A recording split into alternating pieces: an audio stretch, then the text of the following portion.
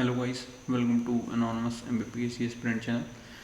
तो इस YouTube channel पे जो अभी रिसेंटली एमबीपीएससी का सिलेबस चेंज हुआ है प्री और मेंस का, उसके जो भी नए टॉपिक्स हैं, जो भी न्यू टॉपिक्स ऐड हुए हैं, उस पर हम वीडियो लेक्चर्स बनाएंगे और free of cost content available करवाएंगे। तो उसी की सीरीज़ में ये पेपर 4 जो है, मेंस का जो पेपर 4 है एथिक्स वाला, उसमें 2 पार्ट हो गए, पार्ट ए और पार्ट बी। तो आज हम पार्ट ए में यूनिट 1 का जो पहला टॉपिक है इंडियन सदर्शन, उसका हम चौथा लेक्चर करेंगे, जो कि है किस पे बेस्ड है, न्याय स्कूल ऑफ फिलोसफी। तो आज हम देखेंगे न्याय स्कूल ऑफ फिलोसफी। इस वीडियो लेक्चर में हम क्या क्या कवर करने वाले हैं। सबसे पहले तो एक इंट्रोडक्शन न्याय फिलोसफी का, फिर इसी के अंदर आएगा कि न्याय स्कूल के हिसाब से नॉलेज, ज्ञान का अर्थ क्या होता है, फिर 4 मीन्स ऑफ नॉलेज, कहाँ कहाँ से नॉलेज मिलता है, देन सोर्सेज ऑफ नॉलेज देखेंगे, और लास्ट में थ्योरी ऑफ कॉजेशन, ये इसी के अंदर एक थ्योरी आती है नए स्कूल के अंदर, वो देखेंगे। तो चलिए शुरू करते हैं इंट्रोडक्शन से। न्याय का एग्जैक्ट मीनिंग क्या होता है? न्याय का एग्जैक्ट मीनिंग होता है जस्टिस। जस्टिस मतलब जो जस्ट होता है, जो सही होता है। सही होता है मतलब जो राइट होता है। और राइट किसके हिसाब से? जस्टिस किसके हिसाब से? जस्टिस रूल के हिसाब से, मेथड और जजमेंट के हिसाब से। अब न्याय स्कूल के फाउंडर कौन थे? न्याय स्कूल के फाउंडर थे गौतम मुनि, और इसका सोर्स क्या है? इसका सोर्स है न्याय सूत्र। अब न्याय स्कूल ऑफ फिलोसफी ये बोलता है कि हम कोई भी चीज़ कब तक एक्सेप्ट नहीं करेंगे, हम जब तक एक्सेप्ट नहीं करेंगे जब तक कि वो रीजंस और एक्सपीरियंस पे बेस्ड ना हो। इसलिए न्याय स्कूल को साइंटिफिक अप्रोच भी कहा जाता है, क्योंकि ये सिर्फ उन्हीं चीज़ों को वैलिड मानता है जो कि रीज़न पे बेस्ड हो या फिर एक्सपीरियंस पे बेस्ड हो।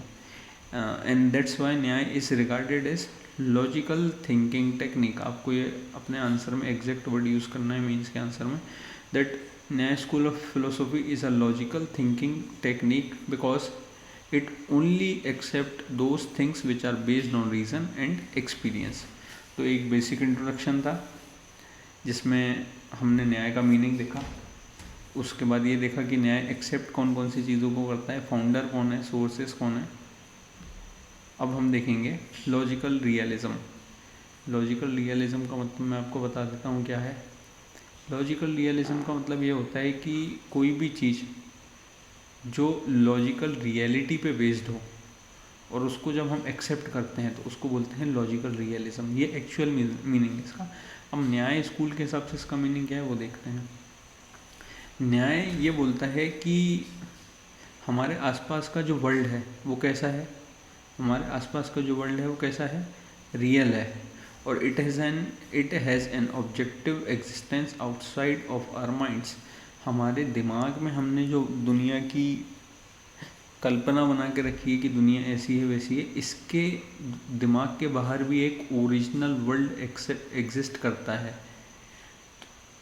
और जो कि कैसा है, रियल है। इसलिए इसको बोलते हैं न्याय को बोलते हैं रियलिस्ट स्कूल ऑफ थॉट। अब न्याय, इससे पहले हमने इंट्रोडक्शन में देखा कि न्याय कौन कौन सी चीज़ों को इम्पोर्टेंट मानता है। एक तो लॉजिक को और एक्सपीरियंस को इम्पोर्टेंट मानता है। अब यहाँ पे भी वही लिखा है कि Nyaya philosophy places a strong emphasis on logic and rigorous reasoning at a means to understand reality. अगर आपको सच्चाई जानना है, फिलोसफी की सच्चाई जानना है न्याय के हिसाब से, रियलिटी जानना है, तो वो किस किस पे बेस्ड होगी?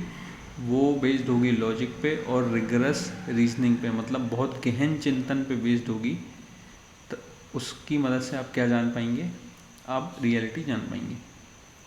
अब हम देखते हैं meaning of knowledge according to Nyaya school. ज्ञान का क्या अर्थ होता है न्याय स्कूल के हिसाब से, अब हम वो देखेंगे। तो knowledge can be treated as cognition, apprehension, consciousness और मैनिफेस्टेशन ऑफ एन ऑब्जेक्ट। कोई भी ऑब्जेक्ट है उसको देख के हम हमारे दिमाग में क्या इमेज बना पा रहे हैं, हमारी कॉन्शियसनेस कैसी है उस ऑब्जेक्ट से रिलेटेड, और उस ऑब्जेक्ट से डिफरेंट मीनिंग जो हम निकाल पा रहे हैं उसको ही क्या बोलते हैं? नॉलेज बोलते हैं। तो treated as cognition, apprehension, consciousness और मैनिफेस्टेशन। अब नॉलेज कैसा हो सकता है? नॉलेज सब्जेक्टिव भी हो सकता है, ऑब्जेक्टिव भी हो सकता है। सब्जेक्टिव का मतलब यह क्या होता है? सब्जेक्टिव का मतलब होता है कि कोई भी चीज़ जो इमोशंस पे बेस्ड हो उसको क्या बोलते हैं? सब्जेक्टिव बोलते हैं। और कोई भी चीज़ जो लॉजिक या फैक्ट्स पे बेस्ड हो उसको क्या बोलते हैं? ऑब्जेक्टिव। तो नॉलेज दोनों हो सकता है, इमोशंस पे भी बेस्ड हो सकता है और एक्चुअल फैक्ट जो हैं उन पर भी बेस्ड हो सकता है। अब यहाँ पे समझने के लिए एक एग्जांपल लिया है कि नॉलेज कैसा है। नॉलेज एक ट्यूबलाइट की तरह है। एक रूम में कुछ कुछ चीज़ें रखी हैं, ऑब्जेक्ट्स रखे हैं। वो ऑब्जेक्ट्स आपको तभी विजिबल होंगे जब वहाँ पे एक कोई लाइट का सोर्स होगा। और हमने लाइट का सोर्स यहाँ पे क्या ले लिया? हमने लाइट का सोर्स ट्यूबलाइट ले लिया। तो ऐसे ही इस वर्ल्ड में जो ऑब्जेक्ट्स हैं, इस वर्ल्ड की जो रियलिटी है वो हमें कैसे विजिबल होगी? वो हमें किसकी मदद से विजिबल होगी? हमें नॉलेज की मदद से विजिबल होगी। और नॉलेज क्या बताता है? नॉलेज हमें true reality of things that are existing in this world, जो इस दुनिया में जो भी ऑब्जेक्ट्स हैं उनकी क्या वास्तविक सच्चाई है, हमें कौन बताता है? नॉलेज बताता है। तो ये है नॉलेज का मीनिंग। देन हम देखेंगे सोर्सेस ऑफ नॉलेज। ये बहुत इम्पोर्टेंट एस्पेक्ट है इस फिलोसफी का, और इस लेक्चर का भी सबसे इम्पोर्टेंट पार्ट यहीं पे है। मीन्स में आपको सीधा क्वेश्चन दे देंगे कि what are the sources of knowledge according to Nyaya philosophy, या फिर कोई एक इनमें से ये सोर्स दे देंगे और बोलेंगे explain this source of knowledge according to Nyaya philosophy. तो ये चारों के चारों आपको एज इट इज़ याद होना चाहिए। क्या? Sources of knowledge. पहला क्या है? परसेप्शन, प्रत्यक्ष। परसेप्शन मतलब हमने जो देखा हमारी आंखों से, इमीडिएट हमने जो देखा और उसकी जो इमेज बनी उसको बोलते हैं प्रत्यक्ष या परसेप्शन। तो ये पहला सोर्स हो गया, देखा हमने। देन हमने अनुमान लगाया, हमारे माइंड में उसकी एक इमेज बना के उसके बारे में समझा, सोचा कि हाँ ये ऑब्जेक्ट ऐसा है वैसा है। तो ये दूसरा सोर्स है। पहला हमने देखा, दूसरा हमने अनुमान लगाया। तो पहला प्रत्यक्ष, दूसरा अनुमान। देन तीसरा है कंपैरिजन, उपमान।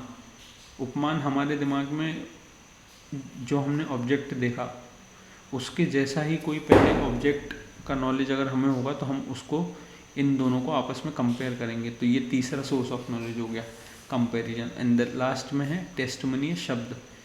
हमारा कोई मित्र है या किसी को हम जानते हैं या कहीं पे ये लिखा है कि आपने जो ऑब्जेक्ट देखा उसी के डिटेल्स यहाँ पे दिए गए हैं। तो ये क्या हो गई? एक टेस्टिमनी हो गई। टेस्टिमनी मतलब ये यहाँ पे वेरीफाई हो गया कि हाँ अच्छा यार, हमने ये देख के समझा कि इस ऑब्जेक्ट के ये फीचर्स हैं, और वो एज इट इज़ फीचर्स आपको किसी ने बता दिए या कहीं पे आपने पढ़ लिए। तो ये चार सोर्सेस ऑफ नॉलेज होते हैं। पहला परसेप्शन, दूसरा इन्फ्रेंस, तीसरा कंपैरिजन और चौथा टेस्टिमनी। अब एक एक करके चारों को डिटेल में समझते हैं क्योंकि ये बहुत इंपॉर्टेंट है, sources of knowledge according to Nyaya school. पहला है परसेप्शन। तो परसेप्शन का है कि it is direct cognition produce by interaction between object and sense organ. तो जो सेंस ऑर्गन और ऑब्जेक्ट के बीच में डायरेक्ट इंटरेक्शन होता है, डायरेक्ट इंटरेक्शन से जो भी चीज़ें प्रोड्यूस होती हैं उसको बोलते हैं नॉलेज। अब ये इमेज की मदद से हम समझ सकते हैं कि ये दो बंदे खड़े हैं यहाँ पे। अब ये इनके सेंस ऑर्गन को यूज़ करके जो ऑब्जेक्ट रखा हुआ है यहाँ पे, ये इसको क्या बोल रहे हैं?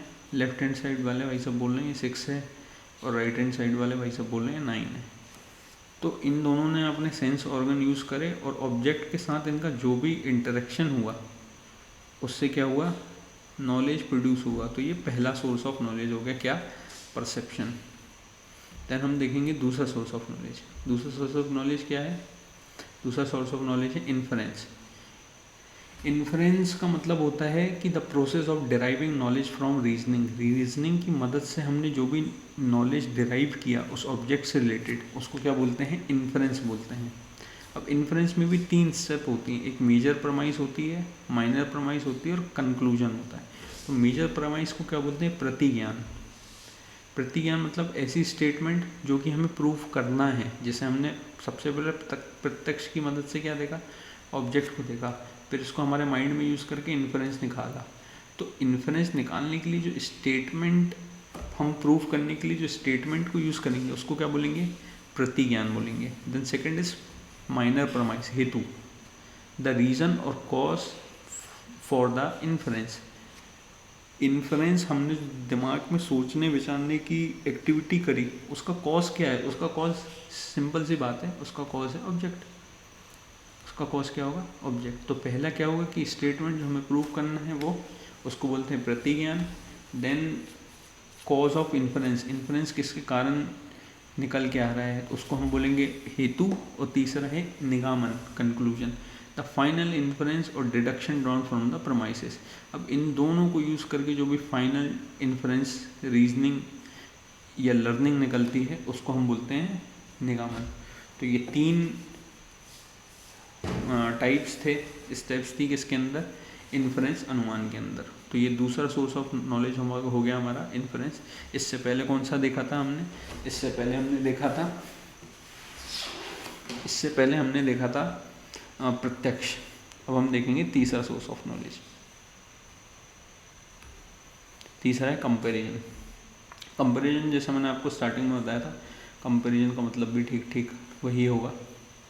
तो देखते हैं हम कि this is the knowledge gained through analogy और कंपैरिजन। कंपैरिजन का मतलब कंपैरिजन को यूज़ करके जो भी नॉलेज निकला है ये वो होता है, जैसे learning about an unknown animal by comparing it with a known one. एक अननोन एनिमल आपने पहली बार देखा, अब इसको आप कैसे इसका नॉलेज डिराइव करेंगे, आपके दिमाग में कोई ऐसा जानवर होगा जो आपने पहले देख रखा होगा, तो आप इसको उससे कंपेयर करेंगे दोनों को आपस में कि अच्छा यार, हम जिसको जानते हैं जानवर को वो तो बहुत बड़ा है, ये उससे कंपेरेटिवली छोटा है, फिर ये तेज़ भागता है, हमने जिसको देखा भी वो स्लो भागता है। तो आप एक कंपैरिजन एस्टेब्लिश करने की कोशिश करेंगे। तो ये तीसरा सोर्स ऑफ नॉलेज है।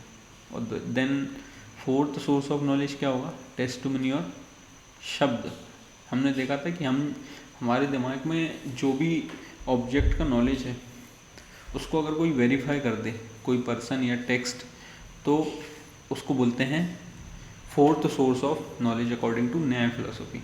अब यहाँ पे पढ़ लेते हैं एक बार। This refers to knowledge derive from the verbal communication. पहला ये हो गया, या तो वर्बल कम्युनिकेशन बोलचाल से, देन पर्टिकुलरली फ्रॉम ट्रस्टवर्दी और अथॉरिटिव सोर्सेज लाइक स्क्रिप्चर्स और लर्नेड इंडिविजुअल्स। या तो हमें स्क्रिप्चर्स में पता चले वो ऑब्जेक्ट के बारे में, या फिर कोई हमें पढ़ा लिखा आदमी बताए। अब यहाँ पे लिखा है कि द न्याय school emphasises the importance of relying on reliable sources for knowledge that can not be directly perceived और इन्फर्ड। अब न्याय स्कूल ये बोलता है कि आपको ऐसे ऑब्जेक्ट का अगर मीनिंग देखना है तो रिलायबल सोर्सेज से ही देखें, और ऐसे ऑब्जेक्ट जो डायरेक्टली हम परसेप्शन से जिनको बारे में नहीं जान सकते, उनका अगर आपको मीनिंग देखना है तो किसी रिलायबल सोर्स में ही देखें, वरना आप कंफ्यूज हो जाएंगे। तो ये हमारे चारों सोर्सेज ऑफ नॉलेज हो गए। आशा करता हूँ आपको समझ आए होंगे। अब हम नेक्स्ट टॉपिक के ऊपर मूव करते हैं। इसी के अंदर द थ्योरी ऑफ कॉजेशन, ये भी इम्पॉर्टेंट है। इसका क्वेश्चन कुछ इस तरीके से बन सकता है कि the explain the theory of causation, या तो ऐसे पूछ लेगा या फिर इसको पूछ लेगा एक्सप्लेन द थ्योरी ऑफ असत्कर्यवाद। तो कंफ्यूज नहीं होना है, असत्कर्यवाद का मतलब ये होता है द थ्योरी ऑफ कॉजेशन, और ये नया स्कूल के अंदर आती है। तो इसका मीनिंग देखते हैं हम, इसको समझते हैं, इसके अंदर क्या क्या आता है वो देखते हैं। The Nyaya school theory of causation known as Asatkaryavada और the theory of non existence of the effect before cause. अब ये बोलती है थ्योरी, इसका बेसिक सिंपल सा मीनिंग ये है कि इफेक्ट जो है, इफेक्ट किसके बाद आता है, कॉज के बाद आता है। पहले कॉज आएगा, फिर बाद में क्या आएगा, इफेक्ट आएगा। ये एरो मैंने उल्टा बना दिया है, सॉरी, ऐसा होगा। पहले क्या आएगा, कॉज आएगा, फिर इफेक्ट आएगा। अब this theory is closely aligned with the idea of Arambhavada, the doctrine of causation is a fresh start. अब इसका मीनिंग और हम थोड़ा सा सिंपली तरीके से देखेंगे, कंटेंट बाद में पढ़ेंगे, पहले ये जो इमेज है इसकी मदद से समझते हैं। ये एक भाई साहब खड़े हैं और इसको ये जो एक के बाद एक ये गिलेंगे, गिरते जाएंगे, इसको बोलते हैं डोमिनो इफेक्ट। अब गिरने का कारण क्या है, कॉज क्या है, कॉज है ये भाई साहब, और इफेक्ट क्या है, इफेक्ट ये जो गिरते जा रहे हैं लाइन से, तो पहले कॉज आया फिर इफेक्ट आया। अब यहाँ पे हम देखेंगे क्या है, अकॉर्डिंग टू नया school, a cause is something necessarily precedes an effect. अब क्या बोल रहा है, कॉज प्रिसीड करता है इफेक्ट को, मतलब कॉज जो है वो पहले आएगा, फिर बाद में क्या आएगा, इफेक्ट आएगा। Then the effect is something that is produce by the cause. Effect कुछ ऐसी चीज़ है जो जिसको प्रोड्यूस कौन कर रहा है, जिसको प्रोड्यूस कर रहा है कॉज प्रोड्यूस कर रहा है। तो ये है द थ्योरी ऑफ कॉजेशन की। थ्योरी ऑफ कॉजेशन सिंपली ये बोलती है कि पहले कॉज आएगा फिर बाद में इफेक्ट आएगा, और इफेक्ट को प्रोड्यूस भी कौन करता है, कॉज ही करता है। द इफेक्ट इज, बाकी आगे पढ़ते हैं, the effect is inherent cause, the effect is inherent part of the cause but arises due to the specific conditions and actions that bring about us। अब ये बोलता है कि इफेक्ट जो है वो कॉज का इनहेरेंट पार्ट नहीं है, बट इन दोनों के इंटरेक्शन से कुछ ना कुछ क्रिएट, स्पेसिफिक कंडीशंस क्रिएट होती हैं। तो ये थी द थ्योरी ऑफ असतकरवाद। इसमें भी हम कॉज और इफेक्ट देखा हमने, तो हम अब इसमें भी 3 टाइप के कॉजेज होते हैं, तीनों का मतलब समझेंगे। सबसे पहला तो होता है इनहेरेंट कॉज। इनहेरेंट मतलब उसके अंदर ही है, कॉज के अंदर अफेक्ट है, द समवयी कारण। This is the material cause which is inherent in the affect. अब ये बोलता है कि ये एक मटेरियल कॉज है, समवयी कारण बोलता है एक मटेरियल कॉज है जो कि इफेक्ट के अंदर छुपा हुआ है। जैसे एक मिट्टी का घड़ा है, तो मिट्टी का घड़ा किससे बना हुआ है, क्ले से बना हुआ है, तो क्ले क्या है, क्ले है कॉज। कैसा कॉज है, इनहेरेंट कॉज, तो इसको बोलते हैं समवयी कारण। दूसरा है नॉन इनहेरेंट कॉज, जिसको क्या बोलते हैं, असमवयी कारण। अब इसका मीनिंग देखेंगे, the cause is not inherent in the affect but is essential for the production of affect. अब ये बोलता है, ये वाला पॉइंट असमवयी कारण वाला, कि जो कॉज है वो अफेक्ट का इनहेरेंट पार्ट नहीं है, बट इफेक्ट के प्रोडक्शन में इम्पोर्टेंट रोल प्ले करता है। जैसे the quality of clay like shape और textures are non inherent causes of the past. अब जैसे मिट्टी की क्वालिटी क्या है, शेप कैसा है, टेक्सचर कैसा है, ये उसका इनहेरेंट पार्ट नहीं है इफेक्ट का, घड़े का, बट घड़े के निर्माण में मिट्टी लगेगी। तो ये एग्जाम्पल हो गया असमवयी कारण का। Then the third type of causes निमित्त कारण, एफिशिएंट कारण। This is instrumental cause of the agent that brings about the affect. अब ये सबसे इंपॉर्टेंट कारण होता है निमित्त कारण, जो कि इफेक्ट को प्रोड्यूस करता है। For example the Potter who shapes the clay into pot is the efficient cause. अब जो पॉटर है, जो कुम्हार है, जो घड़ा बनाएगा मिट्टी को यूज़ करके, ये कैसा कॉज हो गया, ये इनहेरेंट कॉज हो गया, और ये क्या करेगा, ये फाइनल इफेक्ट को प्रोड्यूस करेगा, फाइनल घड़े को प्रोड्यूस करेगा। तो यहाँ पे थ्योरी ऑफ कॉजेशन समाप्त होती है, उसके अंदर के 3 सब टाइप्स थे। अब हम देखेंगे लिबरेशन में। कोई भी फिलोसॉफी पढ़ोगे तो वो लास्ट में, उसका लास्ट में जाके वो किस चीज़ की बात करेगी, वो लास्ट में जाके बात करेगी लिबरेशन की। तो इसमें भी हम लिबरेशन देखेंगे कि नया स्कूल ऑफ फिलोसॉफी के हिसाब से लिबरेशन, मोक्ष क्या होता है। अब ये बात करती है कि where there is self there is bondage and aspiration for salvation. जहाँ पे भी सेल्फ मतलब आई मतलब ईगो होगी, वहाँ पे क्या होगा, जहाँ पे भी सेल्फ होगा वहाँ पे क्या होगी, बॉन्डेज होगी। और बॉन्डेज के कारण क्या एस्पिरेशन होगी कि हमें सेल्वेशन मिल जाए, मुक्ति मिल जाए। Self association with the body and sense organs lead to suffering due to worldly attachment. अब क्या होता है कि हम स्वयं को अपनी बॉडी और सेंस ऑर्गन समझ लेते हैं, और इसी के कारण क्या होता है, इसी के कारण ये होता है कि वर्ल्ड से अटैचमेंट हमारा बढ़ता जाता है। तो the liberation of self can be achieved when one detaches from body and sense organ, thus stopping the influx of Karma. अब लिबरेशन कब मिलेगा, लिबरेशन जब मिलेगा कि जब कोई व्यक्ति अपनी बॉडी और अपने सेंस ऑर्गन को डिटैच कर ले। डिटैच मतलब अपने सेल्फ को इन दोनों चीज़ों से हटा ले। तो इससे क्या होगा, जो कर्म का फल होता है, कोई भी कर्म हम करते हैं उसका फल हम भोगते हैं, तो वो माइंड भोगता है, बॉडी भोगती है और सेंस ऑर्गन भोगते हैं। ठीक है, तो जब हम सेंस ऑर्गन और बॉडी को हटा देंगे हमारे सेल से, तो हमें कर्म का इफेक्ट हमारे ऊपर नहीं होगा। और यही क्या है, यही है स्टार्टिंग लिबरेशन की। तो ये मीनिंग था लिबरेशन का। हमने इस वीडियो लेक्चर में जो भी इम्पोर्टेंट एस्पेक्ट्स थे नया स्कूल ऑफ फिलोसॉफी के, जैसे इंट्रोडक्शन था, मीनिंग ऑफ नॉलेज था, then source, 4 means of knowledge, sources of knowledge, and at last theory of causation. और यहाँ पे एक और चीज़ हमने की थी, लिबरेशन। इसके साथ ही MPPSC मेंस का जो टॉपिक है इंडियन सदर्शन का, उसके अंदर आने वाला एक स्कूल, न्याय स्कूल, समाप्त होता है यहाँ पे। आशा करता हूँ आप सभी ने इस वीडियो को एंजॉय किया होगा, आपके लिए ये वीडियो इन्फॉर्मेटिव रहा होगा। Thank you so much for watching, और please do subscribe to this channel. आगे इस चैनल पे ऐसे ही जो नए टॉपिक्स हैं MPPSC मेंस के, उनसे रिलेटेड आपको वीडियो लेक्चर्स मिलते रहेंगे free of cost. So please do subscribe to this channel. The channel's name is anonymous MPPSC aspirant. Thank you so much.